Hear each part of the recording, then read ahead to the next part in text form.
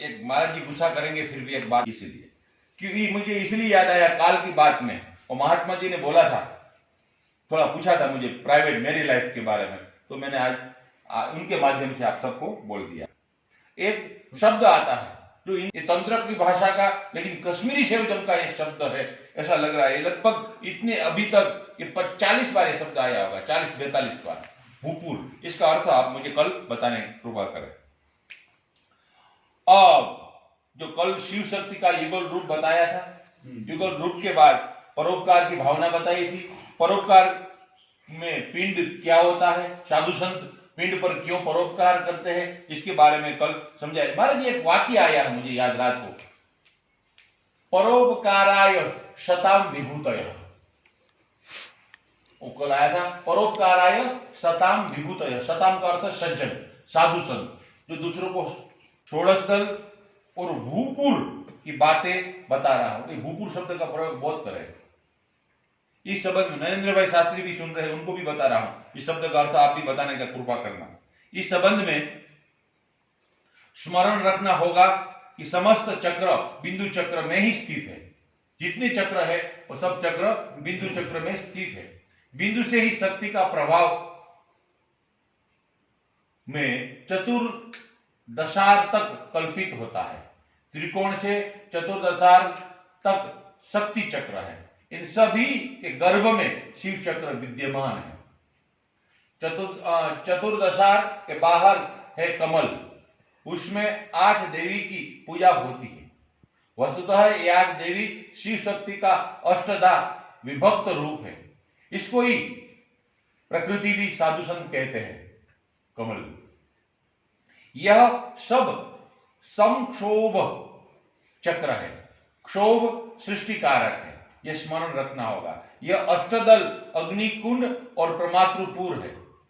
बिंदु रूप एक ही अग्नि की 8 कला है। विसर्ग या चतुर्दशा के बाहर स्थित बिंदु अष्टदल के अष्टार चक्र में अंतर्भुक्त है, इसलिए चतुर्दशार का माध्यस्थ हो जाता है। भैरवयामल नाम के तांत्रिक ग्रंथ में कहा गया है कि 4 शिव चक्र और शिव चक्र द्वारा श्री चक्र की रचना होती है। यथार्थ श्री चक्र शिव शक्ति का संपूर्ण रूप है। वाह भाई वाह, बेस्ट।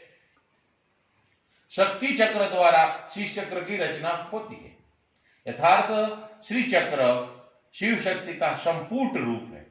चतुर्दशार तक नवचक्र के अंतर्भाव समझना चाहिए। नवचक्र में बिंदु चक्र 5 अर्थात त्रिकोण, अंतर्दशार, बहिर्दशा, चतुरस्र, ये 4 शिव चक्र है। बिंदु, अष्टदल, षोडश और चतुरस्र ये 4 उसके कोण है। त्रिकोण में बिंदु, अष्टार में अष्टदल, 2 दशाओं में षोडश एवं चतुर्दश अंतर्भुक्त है। सर्वत्र ही शिव शक्ति के अविना भाव स्पष्ट है। जो इसे जानता है और वास्तव में चक्र को जानने वाला है। इसीलिए कोई सोचता है कि शिव चक्र को जानना हमारा जीवन का लक्ष्य है। इसीलिए शिव चक्र और श्री चक्र जीवन में बहुत कुछ कल्याण कर सकते हैं। इति बहुत कुछ, फुल फाइनल नहीं, बहुत कुछ कल्याण कर सकते हैं। वाह, इसके बाद का प्रकरण अच्छा है। वो आपका फेवरेट सब्जेक्ट है, अवतार और प्रागट्य। वेरी गुड है सब्जेक्ट, महाराज जी का बहुत फेवरेट सब्जेक्ट है। किसी का फेवरेट सब्जेक्ट होता है, जैसे आलू खाना किसी का फेवरेट होता है, चावल खाना किसी का होता है, ऐसे ही तरह ये फेवरेट सब्जेक्ट है। तो आज इतना ही रखते हैं, कल हम रखना।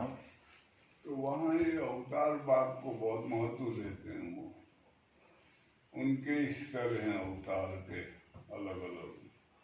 वहाँ भी मेरी ये चर्चा हुई थी उस टाइम।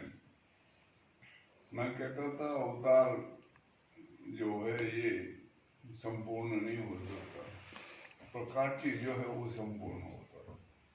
वहाँ पर एक उनके वो थे शिष्य गजधर नाम का, उनसे बहुत बहस हुई थी मेरी। वो चिढ़ गए थे, फिर गुस्से मार। तो अवतार का मतलब अवतरण होना है, नीचे उतरना, इसलिए वो उनके यहाँ की जो फिलॉसफी है वो ऐसी है, मानव आम लोगों को मानव कहते हैं। मानव ओके फिर कोई साधना कर रहा है, थोड़ा आगे बढ़ा है तो उसको महामानव, और वो थोड़ा और आगे बढ़ेगा तो उसको अति मानव ना, हाँ अति मानव, और जो और आगे एकदम पूर्णता को प्राप्त करेगा वो अभिमानव। ऐसे उनकी ये 4 स्तर फिलोसॉफी समझाने के। तो उनसे मेरी बात होती थी, मैंने कहा अरविंद महाराज को क्या मानते हो? वो कहते हो वो अभिमानव थे। मैंने कहा तो पूर्णता को नहीं थे, मानवता में अवतरण में आता है। वहाँ वो समर्पण का भाव बताते हैं, सब समर्पण कर दो, सब तुम किसके लिए जी रहे हो? आश्रम के लिए। अरबिंदो आश्रम 2 है वहाँ, एक सोसाइटी है, एक आश्रम है। एक अरबिंदो सोसाइटी है, एक अरबिंदो आश्रम है। तुम जी रहे हो अरबिंदो सोसाइटी के लिए या आश्रम के लिए? और अरबिंदो भगवान है और उनको समर्पण कर दो। ऐसा वहाँ उनका जीवन है। क्या क्या करते हैं वो मालूम नहीं, वो साधना के बारे में तो बताया नहीं। मतलब मत्था टेकते थे सारा दिन, जहाँ भी फोटो मिले अरबिंदो की लगी हुई वहीं मत्था टेकते।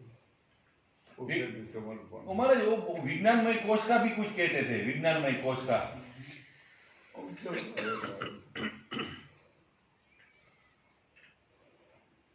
बस